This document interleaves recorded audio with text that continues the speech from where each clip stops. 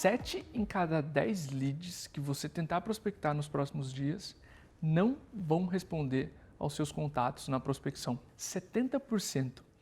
Essa é a média brasileira nos últimos anos. E isso significa que quem quer que sobre, os respondentes, são um recurso precioso. Essa é uma das principais dificuldades e uma das belezas do jogo de vendas. Você está o tempo todo jogando contra os números. E o que fazer então com os poucos que respondem o contato na prospecção, começam o processo comercial e mesmo assim desaparecem? Lembra da última proposta comercial que você enviou, cheio de empolgação e não foi respondida? Ou lembra daquele lead que começou o processo comercial, também estava empolgado e mesmo assim desapareceu? Nós vendedores temos culpa nisso. Só que muitas vezes a gente nem percebe os nossos comportamentos que fazem com que o nosso prospect desapareça. E a primeira coisa que a gente precisa entender para evitar que um cliente desapareça é entender como e por que ele desaparece. Me acompanha no seguinte exemplo fictício. Eu estou conversando com o Carlos agora, que está avaliando comprar ou não a MeTime. O que eu não questionei é sobre o processo de decisão da empresa do Carlos. Eu entenderia, se tivesse perguntado, que a empresa dele tem uma estrutura bem complexa e que para contratar a MeTime ele teria que falar com algumas áreas, compras, financeiro, jurídico. Então a cabeça do Carlos está cheia de preocupações muito maiores do que as que ele está me levantando agora sobre a plataforma. Eu tiro as dúvidas iniciais dele sobre a plataforma e se eu não perguntei sobre o processo de tomada de decisão, eu termino a nossa reunião com aquele vamos conversando. 2 problemas principais surgem aqui. O primeiro é que nós postergamos decisões difíceis. O nosso cérebro é uma máquina que consome muita energia e para economizar essa energia, ele simplifica decisões triviais. É por isso que você vai ao trabalho quase sempre pelo mesmo caminho, para evitar desperdício de energia. Esse mesmo cérebro diz para o Carlos, tem muita coisa para a gente entender, toma essa decisão depois. O segundo problema é que eu não busquei um próximo passo com o Carlos. Eu terminei a ligação com vamos conversando e essa frase não leva nenhum de vocês a lugar algum.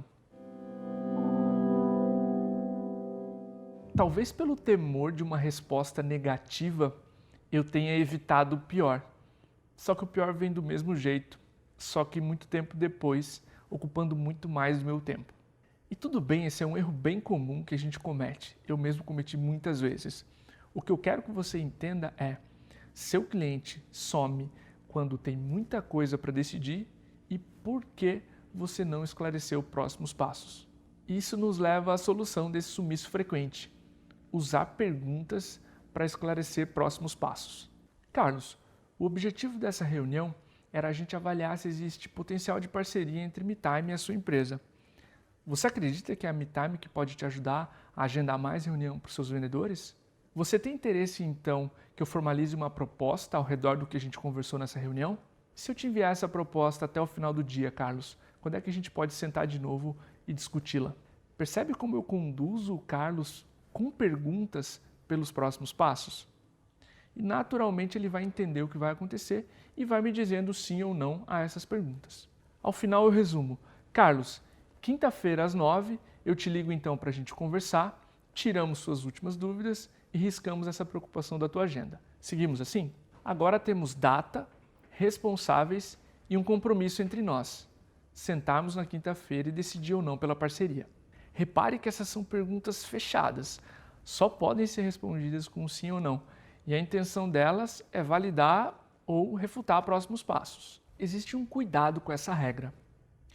Se eu ainda precisar investigar algo, eu uso perguntas abertas. Mas depois eu recorro novamente às perguntas fechadas para validar ou invalidar as minhas hipóteses. Suponha que o Carlos tenha decidido ir adiante pela contratação da MeTime depois da reunião de quinta-feira, como a gente havia combinado. Só que eu ainda não sei nada sobre o processo decisório da empresa do Carlos. Portanto, eu preciso investigar. E aí eu digo, Carlos, quando vocês contratam uma solução parecida com a MeTime, quem se envolve normalmente? E aí o Carlos vai me dar as respostas. Diego, quando a gente contrata uma solução parecida com a de vocês, normalmente quem se envolve é só compras e a diretoria. Falar com compras é relativamente simples e a reunião dos diretores ocorre na quinta-feira que vem. A partir daí, supondo que eu tenho tudo o que eu preciso sobre o processo de decisão da empresa do Carlos, eu faço uma pergunta fechada, eu resumo o que eu acabei de ouvir. Carlos, quer dizer então que a reunião dos diretores acontece na quinta-feira, pelo que eu entendi, conversar com compras é relativamente tranquilo, então na sexta-feira a gente tem uma resposta e eu te ligo para a gente conversar e tirar essa pendência de vez da sua agenda. Pode ser?